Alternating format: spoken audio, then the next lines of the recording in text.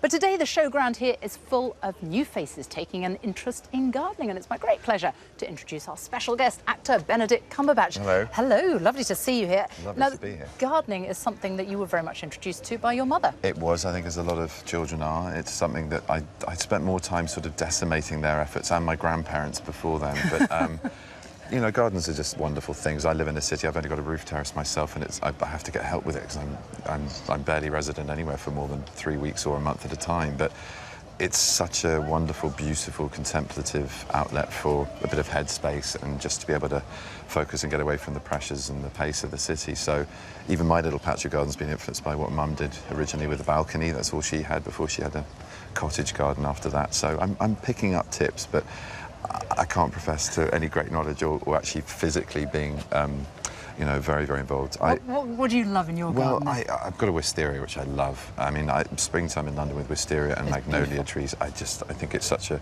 beautiful thing, especially against sort of Victorian and Georgian architecture. It's such an archetypal site in London. So that always gives me a thrill. I always feel like I've come home when I see that.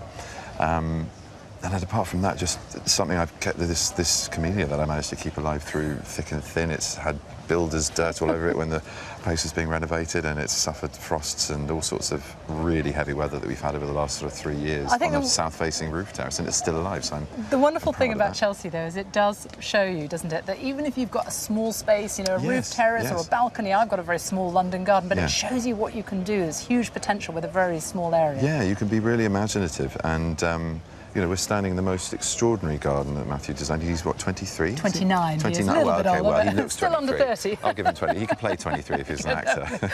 But, I mean, it's extraordinary, the amount of imagination that's in this space, and it's, you know, the acreage is modest, but it's kind of, it's beautiful what you can do. And there's a great sort of influence this year of the young designers, the under 30s, which is wonderful, isn't it? The sort of next generation. It's really, really impressive. It's really impressive, and I think, you know, that's the thing. It's always a heartbreaking moment if the tie between one generation and another is severed, and you don't get the advice and wisdom just as you're about to get into your gardening. And I think, you know, I'm very conscious of doing that without sounding too mawkish with Mum and Dad as much as I can, you know, because they've been doing it now properly for about 20-odd years with the cottage garden. Well, we're going to hear a lot more from you and your mother later on, but that is going to be on BBC Two, because Benedict and his mother, Wanda, are going to be joining Monty over on BBC Two right after this programme, and you can see what they thought of the show.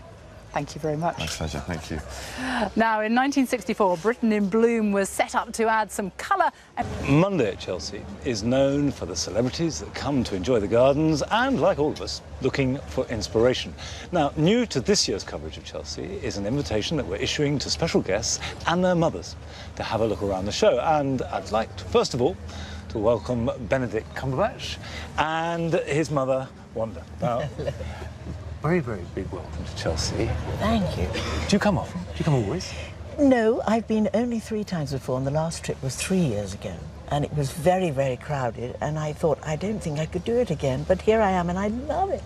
It's so worthwhile. It's only that when it's very crowded, you can't actually get up close sometimes to the places you particularly want to see. And but today, it's been wonderful. Are you a keen gardener? Yes, but only an amateur gardener. I mean, well, we're all only amateurs. Well, I started off with a balcony and window boxes, and then we were lucky enough to acquire a cottage 25 years ago.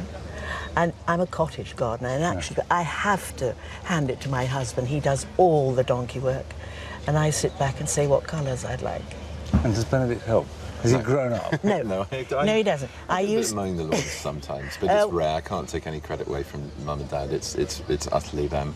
No, when he was little, I used to get him out of the balcony and endlessly deadhead petunias. Yes. And I always work on the garden in Greece when I'm there as well. Yes, you do. In Greece. Yeah. Do you need that sense of sort of exotica and being away to engage with it? No, not at all. I mean, I have a roof terrace myself, and you know, what's remarkable about any kind of outdoor space, I think, in London is the immediate sense of calm and distraction and sort of contemplation it gives you, which is sort of vital in what I do and the pace of life at the moment. So it's something that I try and seek out. I live somewhere, I'm not far from Hampstead Heath, which is this wonderful wild woodland, ancient woodland, and it's one of the many beautiful London lungs, as they're called, these great parks that we have. But it's utterly It's so far removed from London. There are times when you're walking there, you can hardly see a plane. You don't see anybody else for 10 minutes at a stretch, and that's very restorative. But even in a smaller space, you know, to be able to be outside. You spent your early life in Kensington Gardens, of course, the first. Yeah, which was a very beautiful royal park. Yeah. It was and mucked around like most kids do. I mean, that was my abiding memory with gardens with you, was just being told, would you just get out of that flower bed? You know, just the typical thing of hiding amongst foxgloves. Couldn't understand that you weren't allowed to pick the flowers. Yeah. They were Wonderful that you play in gardens. It's not all too somber No, and serious. yeah. Now, between you, you know, you've got a roof garden, you've got Hampstead Heath, you've got a cottage garden. You had a look around earlier. So let's see what you picked.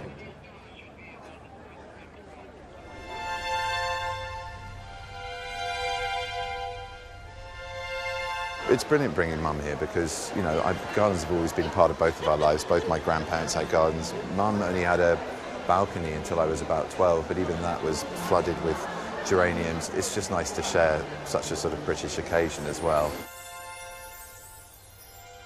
The white and the pale salmony pink, isn't that beautiful? It's stunning. Feel the I Morrissey in me coming out. Get hold of them and launch them into a crowd. I've always thought of gladiators as being very, I'm very camp flowers. very bright and but that's wonderfully subtle. I didn't Actually, know that is. That's a beautiful colour. salmon pink. Oh, they're incredible. Stunning. Beautiful. Too big for our gardens. Yeah, way too big.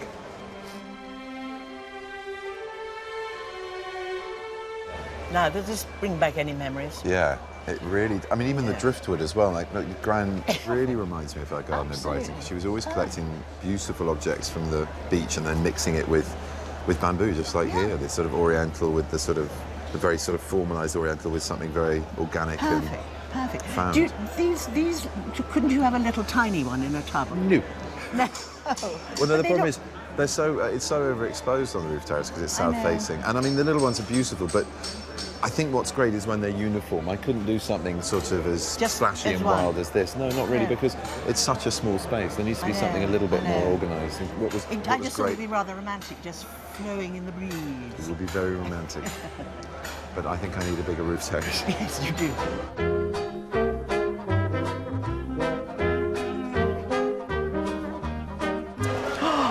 Look at these. They're so beautiful. You see, I can only grow little ones like that in the garden. Why? It's we're in a frost pocket, you see. Well, that's We very have to true. keep Yeah. taking Even though care it's a of small them. garden, it's exposed, isn't Yeah, it? and blue lupins too.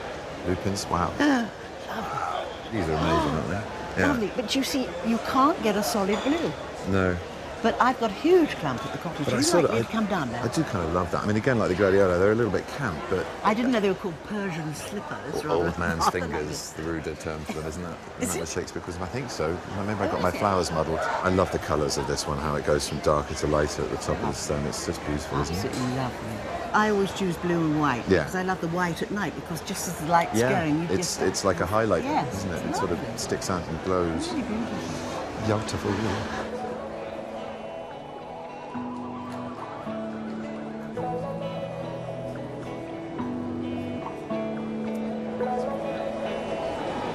Oh, and this wonderful Gorgeous stone. topiary, isn't it lovely? It's really beautiful, isn't it? Nice to get out of the sort of hotness of the Yes, it's so cool and flowers and simple. much Oh, look, cooler. my blue. That's It's your blue. It's just so lovely and Ah, look. simple. A shaded seat for two. Sit ye down, mother. It's quite cold. Oh, lovely. It's Oh, really it's nice. great. So what did you think, Mum? What did you think of Chelsea? I think it's wonderful, and thank you very much for bringing me along. I mean, pleasure. it's It's just a lovely thing lovely. to I do. would never have got here without you. And one day you're going to have a garden like this. One day.